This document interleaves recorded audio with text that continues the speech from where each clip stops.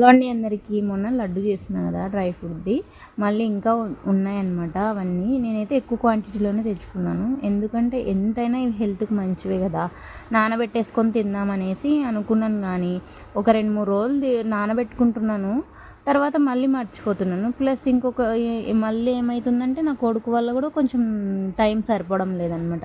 ఇంక ఇట్లా అయితే కాదనేసి నేను ఇంకా ఇట్లా ఒకటి తర్వాత ఒకటి వేయించుకొని కొంచెం చల్లారిన తర్వాత మిక్సీ బట్టి ఒక డబ్బాలో స్టోర్ చేసి పెట్టుకున్నాను. ఎందుకంటే ఇంకా డైలీ పాలు తాగేటప్పుడు ఒక్క స్పూనే వేసుకుంటున్నా, ఎందుకంటే ఎక్కువ వేసుకుంటే కూడా ఇది వేడి చేస్తుంది అనమాట. అందుకని ఒక స్పూన్ వేసుకొని డైలీ పొద్దున, లేదంటే ఇంకొకసారి తాగాలనిపిస్తుంది కాబట్టి సాయంత్రం కూడా తాగేస్తాను అనమాట.